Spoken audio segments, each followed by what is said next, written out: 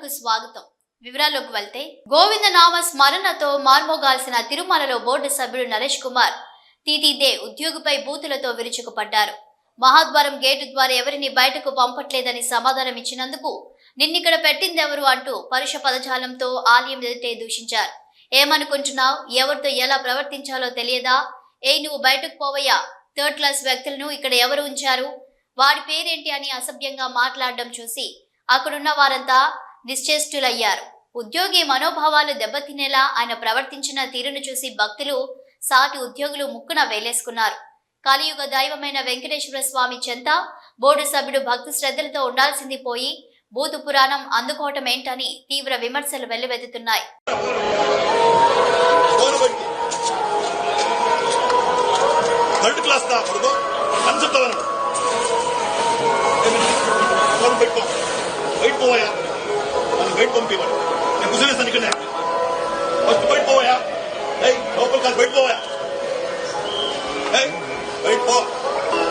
ఏమయ్యా మాట్లాడుకో, ఏమంటారు ఇలాగే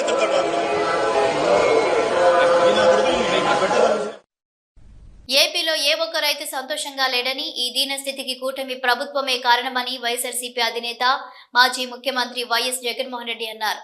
గుంటూరు మిర్చి రైతులకు సంఘీభావం తెలిపిన ఆయన అనంతరం మీడియాతో మాట్లాడుతూ కూటమి ప్రభుత్వ నిర్లక్ష్యంతో రైతులు చాలా కష్టాలు పడుతున్నారని అన్నారు.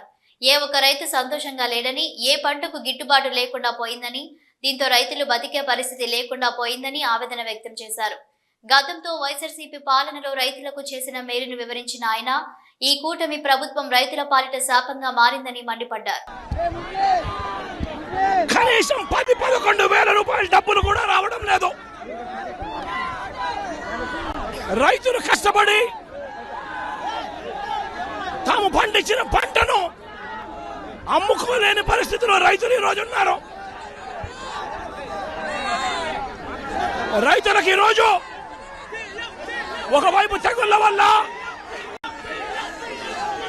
రైతులకు ఇవాళ పంట కూడా మామూలుగా 20 క్వింటాల పైన రావాల్సిన పంట ఈరోజు 10-15 క్వింటాలకే పడిపోయిన పరిస్థితులు కనిపిస్తా ఉన్నాయి. మరోవైపున రేటు చూస్తే నేరుడు సంవత్సరం అంటే వైఎస్ఆర్సీపీ ప్రభుత్వ హయాంలో 21,000 నుంచి 27,000 రూపాయలు పలికిన పంట ఈరోజు కేవలం 10-11 వేల రూపాయలు కూడా కొనే నాసుడు లేడు. రైతులకు పెట్టుబడి ఖర్చులు కనీసం 1,50,000 రూపాయల నుంచి 2 లక్షల రూపాయలు ఖర్చు అవుతా ఉంది. అమ్ముకోలేని పరిస్థితిలో, రేటు లేని పరిస్థితిలో, ఒకవైపున పంట తెగుళ్ల వల్ల పంట ఈల్డ్ కూడా తగ్గిన పరిస్థితుల్లో రైతు ఈరోజు బ్రతకడానికి కష్టపడతా ఉన్న పరిస్థితి. ఇదే గుంటూరు మిర్చి యార్డ్లో మిర్చి పంట వేసిన రైతుల పరిస్థితి ఇది. రాష్ట్ర వ్యాప్తంగా ఏ పంట తీసుకున్నా కూడా కందులు గాని, మినుము గాని, పెసరు గాని, టమాటో గాని, పత్తి గాని, ఇలా ఏ పంట తీసుకున్నా కూడా రైతులకు గిట్టుబాటు ధరలు రాని పరిస్థితి ఈ రోజు ఈ రాష్ట్రంలో కనిపిస్తా ఉంది. కనీసం 10-11 వేల రూపాయల డబ్బులు కూడా రావడం లేదు. రైతులు కష్టపడి తాము పండించిన పంటను అమ్ముకోలేని పరిస్థితిలో రైతులు ఈ రోజు ఉన్నారు. రైతులకు ఈరోజు ఒకవైపు తెగుళ్ల వల్ల రైతులకు ఇవాళ పంట కూడా మామూలుగా 20 క్వింటాల పైన రావాల్సిన పంట ఈరోజు 10-15 క్వింటాలకే పడిపోయిన పరిస్థితులు కనిపిస్తా ఉన్నాయి. మరోవైపున రేటు చూస్తే నేరుడు సంవత్సరం అంటే వైఎస్ఆర్సీపీ ప్రభుత్వ హయాంలో 21,000 నుంచి 27,000 రూపాయలు పలికిన పంట ఈరోజు కేవలం 10-11 వేల రూపాయలు కూడా కొనే నాసుడు లేడు. రైతులకు పెట్టుబడి ఖర్చులు కనీసం 1,50,000 రూపాయల నుంచి 2 లక్షల రూపాయలు ఖర్చు అవుతా ఉంది. అమ్ముకోలేని పరిస్థితిలో, రేటు లేని పరిస్థితిలో, ఒకవైపున పంట తెగుళ్ల వల్ల పంట ఈల్డ్ కూడా తగ్గిన పరిస్థితుల్లో రైతు ఈ రోజు బ్రతకడానికి కష్టపడతా ఉన్న పరిస్థితి. ఇదే గుంటూరు మిర్చి యార్డ్లో మిర్చి పంట వేసిన రైతుల పరిస్థితి ఇది. రాష్ట్ర వ్యాప్తంగా ఏ పంట తీసుకున్నా కూడా కందులు గాని, మినుము గాని, పెసరు గాని, టమాటో గాని, పత్తి గాని, ఇలా ఏ పంట తీసుకున్నా కూడా రైతులకు గిట్టుబాటు ధరలు రాని పరిస్థితి ఈ రోజు ఈ రాష్ట్రంలో కనిపిస్తా ఉంది. నిజమైనటువంటి ప్రజానాయకుడని చెప్పి మనందరికి కూడా తెలుసు. గత 5 సంవత్సరాలు హ్యూజ్ మ్యాండేట్ వచ్చింది. 151 స్థానాలతో ఒక వ్యక్తి ఈ రాష్ట్రానికి ముఖ్యమంత్రి అయ్యాడు. అధికారం ఉన్నటువంటి 5 సంవత్సరాలు కేవలం ప్యాలెస్కే పరిమితమై ఈ రాష్ట్రంలో ఏమి జరుగుతుంది, ప్రజలు ఏ ఇబ్బందులు పడుతున్నారు, అటు పత్రికలు కానీ, మీడియా కానీ, ప్రతిపక్షాలు కానీ ఎంత గోచించినా సరే ఒక్క రోజు కూడా వెళ్ళి చూసినటువంటి సందర్భాలు లేనటువంటి నాయకుడు. ఇటువంటి నాయకుడు ఈ రాష్ట్రంలో ఉండకూడదు. ఇటువంటి వ్యక్తి అసలు రాజకీయాలకే పనికిరాడు అని చెప్పి 5 కోట్ల మంది తెలుగు ప్రజలు మొన్న జరిగినటువంటి ఎన్నికల్లో చిత్తుగా ఓడించి ఇంటికి పంపించిన విషయాన్ని ఒక్కసారి గుర్తు చేస్తున్నాను. గెలుపు ఓటములు సహజం. ఒక రాజకీయ పార్టీకైనా ఒక వ్యక్తికైనా సహజం. ఎవరమైనా సరే ఓడిపోయేటప్పుడు ఎందుకు ఓడిపోయాం, కారణాలు ఏమిటని అన్వేషించుకొని ముందుకెళ్ళాలి. కానీ ఈరోజు ఆ వ్యక్తి పరిస్థితి చూస్తుంటే, మాటలు వింటుంటే ఆ వ్యక్తి పూర్తిగా స్థితి పూర్తిగా లేనటువంటి వ్యక్తిగా మాట్లాడుతున్నాడు. 8 మాసాల్లో చంద్రబాబు నాయుడు గారు వ్యవసాయ శాఖని ఏమీ చెయ్యలేదు. రైతు దీనావస్థలో ఉన్నాడు. పంటలకి గిట్టుబాటు రావడం లేదని చెప్పి ఈరోజు పచ్చి అబద్ధాలు మాట్లాడుతున్నటువంటి వ్యక్తికి నేను ప్రెస్ మీట్ పెట్టి సమాధానం చెప్పలేనటువంటి అవసరం ఉన్నా సరే ప్రజా జీవితంలో ఉన్న బారాస అధినేత మాజీ సీఎం కేసీఆర్ సికింద్రాబాద్ పాస్పోర్ట్ కార్యాలయానికి వెళ్లారు. తన పాస్పోర్ట్ ను రెన్యువల్ చేయించుకున్నారు. పాస్పోర్ట్ కార్యాలయం నుంచి కేసీఆర్ నేరుగా తెలంగాణ భవన్ కు వెళ్లారు. దాదాపు 7 నెలల విరామం తర్వాత కేసీఆర్ అక్కడికి వెళ్లారు. బారాస రజతోత్సవ వేళ భవిష్యత్ కార్యాచరణపై నేతలకు ఆయన దిశానిర్దేశం చేయనున్నారు. పార్టీ ప్లీనరీ, ప్రతినిధుల సభ, పార్టీ సభ్యత్వ నమోదు, సంస్థాగత కమిటీల ఏర్పాటుపై నిర్ణయం తీసుకునే అవకాశం ఉంది. కాంగ్రెస్ ప్రభుత్వ పనితీరుతో పాటు ఇచ్చిన హామీల అమలు కోసం ఒత్తిడి తెచ్చేలా చేపట్టాల్సిన కార్యాచరణపై నేతలకు దిశానిర్దేశం చేయనున్నారు.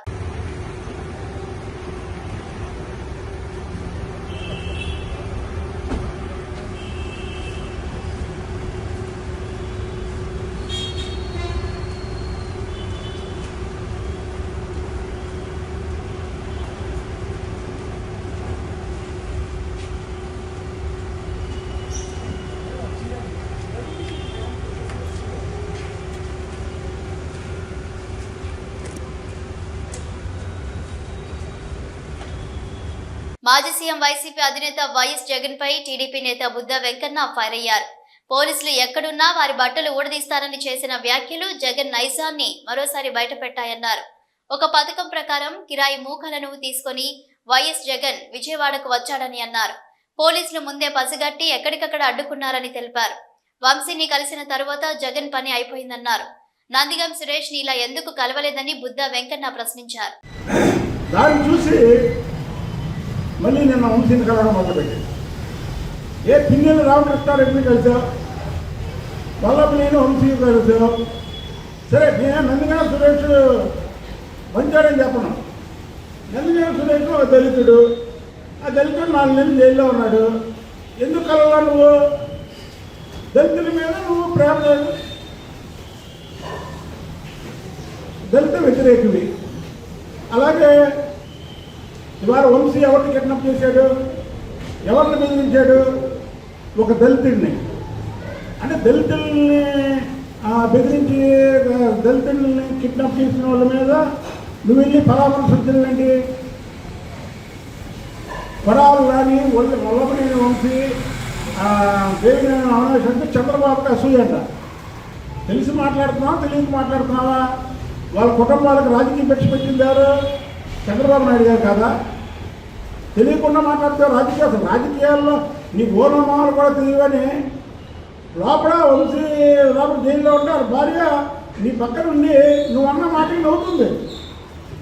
అంటే అది పెద్ద జోక్యంగా తీసుకుంది. ఒకసారి వీడియో చూపించి చూసుకో. ఇంట్లో యూట్యూబ్లో నిన్ను మాట్లాడితే పక్కన ఉన్న వాళ్ళు నవ్వుతున్నారో లేదో చూసుకో. అంటే వాళ్ళకి తెలిసిన రాజకీయం కూడా నీకు తెలియదు. కొడాలా నేను ప్రశ్నలు అడిగితే అట్టేసిన అమ్మకు అట్టున్నారా అని ఇన్నాళ్ళు ఎక్కడికో పారిపోయి స్కూల్ పిల్లలు అయితే స్కూల్కి 4 రోజులు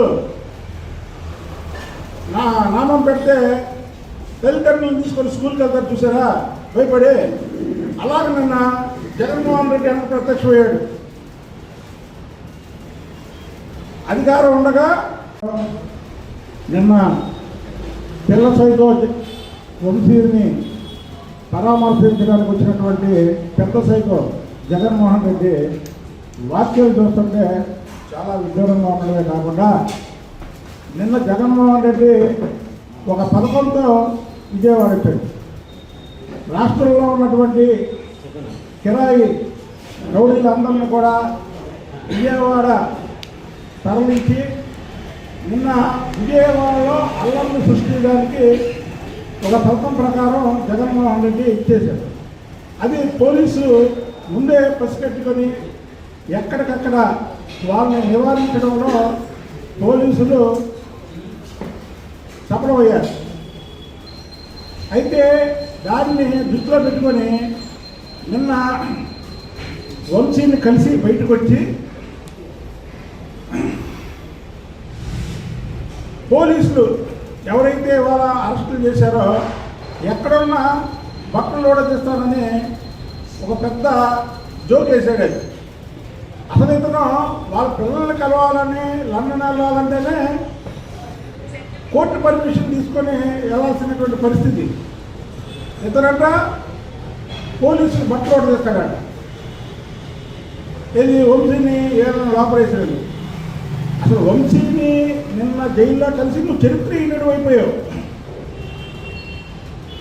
వంశీని జైల్లో పెట్టినప్పుడు కనీసం ఆ రోజు ఖండిద్దామా వద్దా అని మీనివేషాలు లెక్కించి ఖండించడం కూడా ఆ రోజు నువ్వు ఖండించలా.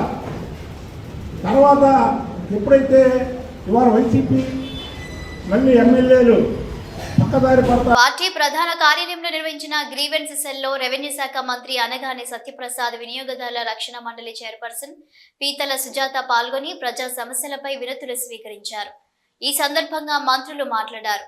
నేరస్తుల కోసం తప్పించిపోతున్న జగన్ రెడ్డి అని మంత్రి Kollu Ravindra, MLA Yarlagadda Venkatarao, AP Swachhandhra corporation chairman Kommareddy Pattabhiram, రాష్ట్ర పార్టీ కార్యదర్శి దొంతు చిన్న, తెలుగు మహిళా రాష్ట్ర ప్రధాన కార్యదర్శి ముల్పూరి సాయి కళ్యాణి, గౌడ కార్పొరేషన్ చైర్మన్ వీరంకి గురుమూర్తి అన్నారు. ఈ సందర్భంగా మీడియా సమావేశం ఏర్పాటు చేశారు. ఆ వివరాలు ఇప్పుడు చూద్దాం. కంప్లైంట్ ఇచ్చారో ఆ వ్యక్తిని కిడ్నాప్ చేస్తే దాని మీద పెట్టినటువంటి కంప్లైంట్లో అరెస్ట్ అయితే ఇవాళకి సిగ్గు లేకుండా మీరు వెళ్ళి అక్కడ పరామర్శిస్తారు. పరామర్శించి బయటకు వచ్చి మాట్లాడతారు. ఒకసారి చూడండి, అక్కడ గన్నవరం కార్యాలయంలో దళితుల పైన యువకులపైన మహిళలను కూడా చూడకుండా దాడులు చేసి కార్లు తగలబెట్టి, ఒకసారి ఆ కార్లు తగలబెట్టి కూడా చూపించండి, ఒకసారి ఆ క్లిప్పింగ్స్ అన్నీ కూడా.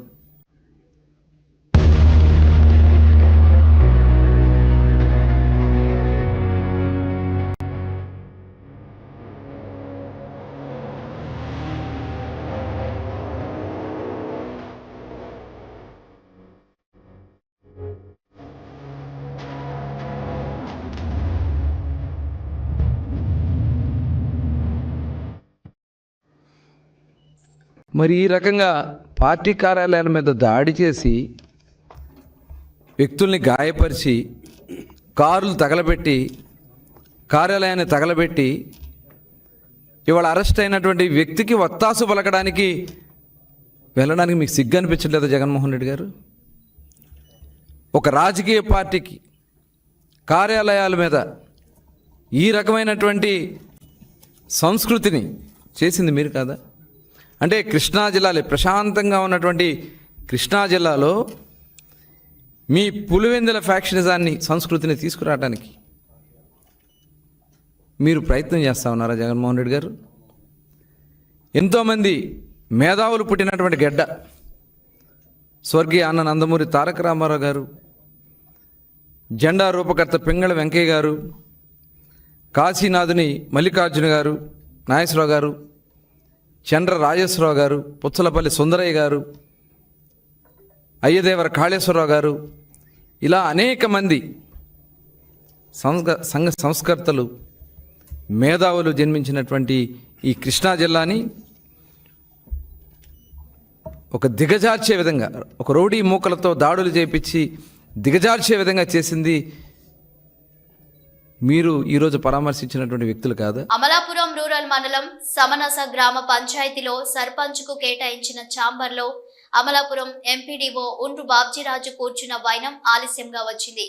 సర్పంచ్గా పరమట శ్యామ్ కుమార్ కు కేటాయించిన ఛాంబర్లో ఎంపీడీఓ కూర్చోవడంపై పలువురు విమర్శలు వ్యక్తం చేస్తున్నారు.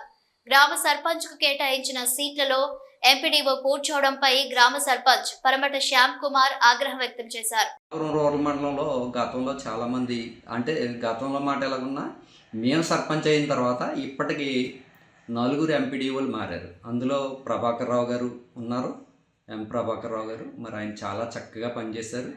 అటు ప్రజల నుంచి కానీ అధికారుల నుంచి కానీ చాలా మన్నలు పొందారు. మరి ఆయన తర్వాత వచ్చినటువంటి ప్రసాదరావు గారు కానీ, వెంకటేశ్వరరావు గారు కానీ, మల్లికార్జునరావు గారు కానీ మా పంచాయతీకి చాలాసార్లు విజిట్కి వచ్చారు.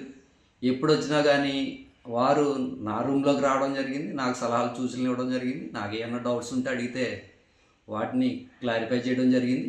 ఏ రోజు కూడా సర్పంచ్ సీట్లో వారు కూర్చోలేదు. మరి అది వారి విజ్ఞత అని నేను అనుకుంటున్నాను.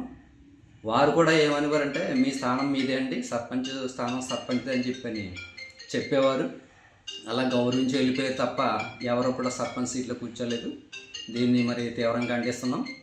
అలాగే మరి ఇది ఇలా జరిగింది, ఇది మళ్ళీ రిపీట్ కాకూడదని చెప్పి మా సర్పంచుల సమైక్య తరపున మరి ముందుగా ఒకసారి మాట్లాడుకుని చర్చించుకుని ఇది కరెక్ట్ కాదు, ఎంపీడీఓ గారు చేసింది కరెక్ట్ కాదు అని చెప్పి మనందరం వెళ్ళి అడగాలి ఒకసారి అని చెప్పేసి నేను అనుకుని నిన్న వెళ్ళడం జరిగింది. వెళ్ళిన తర్వాత కూడా ఆయన చేసిన పని సమర్థించుకున్నారు తప్ప ఒక అరగంట మాతోటి వాదనకు దిగారు. ఆయన చేసిన పని సమర్థించుకున్నారు. ఎంపీడీఓగా నేను ఎక్కడైనా కూర్చుని నాకు రైట్ నాకు ఉంది అంటే ఆయన ఏమనుకుంటున్నారంటే అమలాపురం రూరల్ మండలం అనేది ఏదో ఒక రాజ్యం, ఆ రాజ్యానికి నేను రాజుని, నేను ఎక్కడ కూర్చున్నా నన్ను తప్పు పట్టకూడదు అన్నట్టే మాట్లాడారు ఆయన. మరి లాస్ట్కి సర్పంచులు అందరూ కూడా ఇది తప్పు అని చెప్పి కొంచెం అందరూ కూడా పదే పదే ఖండించడం వల్ల అప్పుడు కూడా ఆయన రియలైజ్ అయ్యి సరే నేను చేసింది కరెక్ట్ కాదు అనే మాట అనకుండా ఆయన ఏం చెప్పారంటే భవిష్యత్తులో ఇంకెవరో సర్పంచుల స్థానాల్లో ఎవరో ఏ సర్పంచ్ సీట్లోని కూడా ఏ గ్రామంలో సర్పంచ్ సీట్లో కూర్చోనని చెప్పారు తప్ప నేను చేసింది తప్పుగా మీరు భావిస్తే తప్పు అయిపోతుందనే మాట ఆయన నోటి నుంచి రాలేదు. ఆయన అయితే పదే పదే ఏం చెప్పారంటే నేను ఎక్కడైనా కూర్చునే హక్కు నాకు ఉంది, నేను ఎక్కడైనా కూర్చుంటానని చెప్పుకొచ్చారు ఎన్నిసార్లు చెప్పినా. సరే మేము దీన్ని కూడా తీవ్రంగా ఖండిస్తున్నాం. ఆయన చివరిగా ఏంటంటే ఇక మీదట ఏ గ్రామ పంచాయతీకి వెళ్ళినా సర్పంచ్ సీట్లో ఇక మీదట కూర్చోనని చెప్పారు. నేను చాలా చోట్ల పనిచేశాను కానీ నన్ను ఇలాగ ఎవరు క్వశ్చన్ చేయలేదని కూడా చెప్పారు పదే అయినా. మరి మీరు ఎక్కడైనా చేసి ఉండొచ్చు కానీ ఈ అమలాపురం రూరల్ మండలానికి వచ్చినప్పుడు మాత్రం మీరు కొత్త సాంప్రదాయాన్ని తీసుకురాకండి. కొత్త సాంప్రదాయాన్ని ఎంపీడీ గారు వచ్చి సర్పంచ్ సీట్లో కూర్చునే సాంప్రదాయాన్ని మీరు తీసుకురాకుండా అని చెప్పని మిగతా సర్పంచులందరూ కూడా కోరడం జరిగింది. ఆయన ఏంటంటే భవిష్యత్తులో ఏ సర్పంచ్ సీట్లో కూర్చోను నేను అని చెప్పారు. దానికి సర్పంచులందరూ కూడా ఇది రిపీట్ అవ్వకూడదని చెప్పి ఆయన చెప్పేసి వచ్చేయడం జరిగింది. కేంద్ర ప్రభుత్వం ప్రవేశపెట్టిన బడ్జెట్ వ్యతిరేకిస్తూ వామపక్ష పార్టీలు ఆందోళన చేస్తున్నాయి. తిరుపతిలోని ఆర్టీసీ బస్టాండ్ వద్దనున్న అంబేద్కర్ విగ్రహం వద్ద పెద్ద ఎత్తున నిరసనలు తెలియజేస్తున్నారు. ఈ సందర్భంగా సిపిఐ రాష్ట్ర కార్యదర్శి కె రామకృష్ణ మాట్లాడుతూ కేంద్ర మంత్రి నిర్మలా సీతారామన్ ప్రవేశపెట్టిన బడ్జెట్ ను వ్యతిరేకిస్తూ దేశవ్యాప్తంగా వామపక్షాలు నిరసనలు చేస్తున్నామని, 10 సంవత్సరాలుగా మోదీ ప్రభుత్వం కార్పొరేట్ కంపెనీలకు ఊడిగం చేస్తుందని అన్నారు. దేశంలో రైతులకు కనీస మద్దతు ధర దక్కడం లేదని, మోదీ 2014 ఎన్నికలు ఇచ్చిన హామీలు ఒకటి కూడా నెరవేర్చలేదని అన్నారు.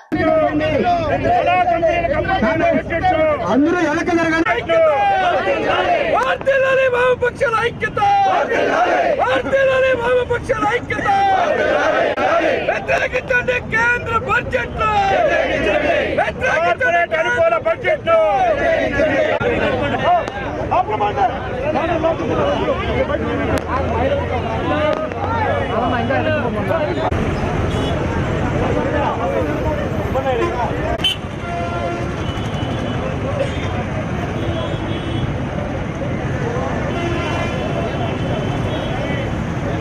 కంపెనీల అనుకూల బడ్జెట్ ను, కార్మిక వ్యతిరేక బడ్జెట్ ను, ప్రజా వ్యతిరేక బడ్జెట్ ను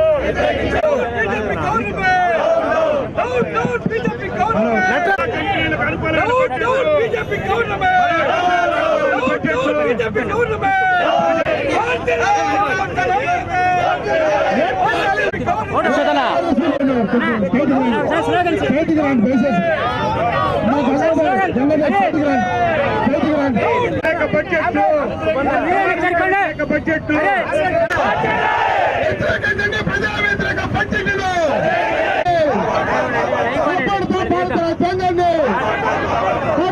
మత సామరస్యాన్ని ఆర్థిక విధానాలు కాపాడుతా, భారతదేశ లౌకిక విధానాన్ని కాపాడుతా, లౌకిక విధానాన్ని నశించాలి. నరేంద్ర మోడీ ఆర్థిక విధానాలు నశించాలి. నరేంద్ర మోడీ ఆర్థిక. దేశవ్యాప్తంగా వామపక్ష పార్టీలన్నీ కూడా కేంద్ర ఆర్థిక మంత్రి నిర్మలా సీతారామన్ గారు పార్లమెంట్లో ప్రవేశపెట్టిన బడ్జెట్కు నిరసనగా మా నిరసన తెలియజేస్తా ఉన్నాం. ఇవాళ కార్పొరేట్లకు ఊడిగం చేస్తూ వాళ్ళ ఆస్తులు లక్షల కోట్ల రూపాయలకు పెంచుతూ మరోవైపు సాధారణ ప్రజల యొక్క సమస్యలను గాలికి వదిలేస్తూ ఉన్నారు. ఈ ప్రభుత్వం అధికారంలోకి వచ్చిన ఈ 10 ఏళ్ల కాలంలో ఏ ఒక్కనాడు కూడా రైతుల సమస్యలు పరిష్కారం చేయడానికి పూనుకోలే. కనీస మద్దతు ధర ఇవ్వడానికి కూడా వీరికి చేతులు రావడంలే. ధరలు పెరిగిపోయినాయి, నిరుద్యోగ సమస్య పెరిగిపోయింది. బ్లాక్ మనీనంతా కూడా వెనక్కు తెప్పిస్తామని మాట ఏమాత్రం కూడా పాటించకుండా ఇవాళ బ్యాంకులను దోపిడీ చేసిన వ్యక్తులందరూ కూడా విదేశాలకు పరిగెత్తిపోతూ ఉంటే దానికి కూడా ఈ ప్రభుత్వం సహకరిస్తూ ఉంది. పైగా నిన్న బడ్జెట్లో 100% ఎఫ్డీఐకి అనుమతించడం ద్వారా రాబోయే రోజుల్లో ఎంతో ప్రఖ్యాతిగాంచిన లక్షల కోట్ల రూపాయల సంపద కలిగిన మన ఇన్సూరెన్స్ కంపెనీలన్నీ కూడా ప్రైవేట్ పరం కాబోతా ఉన్నాయి. పబ్లిక్ రంగ పరిశ్రమలు ఏవైతే ఉన్నాయో వాటన్నిటి కూడా ప్రైవేట్కి అప్పజెప్తా ఉన్నారు. కాబట్టి ఈ బడ్జెట్కు నిరసనగా వామపక్ష పార్టీల పిలుపు మేరకు, జాతీయ పిలుపు మేరకు దేశవ్యాప్తంగా కూడా మేము నిరసన కార్యక్రమాలు చేపడతా ఉన్నాం. కేంద్రంలో అధికారంలో ఉన్న నరేంద్ర మోడీ ప్రభుత్వం ఒక మత అజెండాను ముందు పెట్టుకొని కార్పొరేట్లకు ఆర్థిక విధానాల్లో అనుకూలిస్తూ వారిని పెంచి పోషిస్తూ ఈ దేశంలో ఉన్న కోట్లాది మంది ప్రజా సమస్యలు పరిష్కారం చేయకుండా ఇవాళ పనిచేస్తూ ఉన్నారు. దానికి నిరసనగానే మేము ఈ కార్యక్రమాన్ని చేపట్టడం జరిగింది. గ్రీన్ ఫీల్డ్ హైవే భూ సేకరణతో రైతులు తీవ్రంగా నష్టపోతున్నారని భాజపా ఎంపీ ఈటెల రాజేందర్ అన్నారు. నేషనల్ హైవే కోసం సేకరించే భూములను రాష్ట్ర ప్రభుత్వం ఇవ్వాలని, ఇందుకు కేంద్రం డబ్బులు చెల్లిస్తుందని చెప్పారు. వరంగల్లో నిర్వహించిన మీడియా సమావేశంలో ఈటెల మాట్లాడారు. గ్రీన్ ఫీల్డ్ హైవే పనులు వేగంగా జరుగుతున్నా రేవంత్ రెడ్డి ప్రభుత్వం నిమ్మకు నీరెత్తినట్లు వ్యవహరిస్తుందన్నారు. రైతులు ఆత్మహత్యలకు పాల్పడుతున్నా సీఎం పట్టించుకోవడం లేదని విమర్శించారు. అభివృద్ధికి భాజపా వ్యతిరేకం కాదన్నారు. తెలంగాణ రైతాంగాన్ని ప్రభుత్వం ఆదుకోవాలని, లేదంటే తీవ్రమైన పరిణామాలు ఎదుర్కోవాల్సి ఉంటుందని హెచ్చరించారు. అవసరమైతే అన్నదాతల తరపున పోరాటం చేసేందుకు సిద్ధంగా ఉన్నామని ఈటల అన్నారు.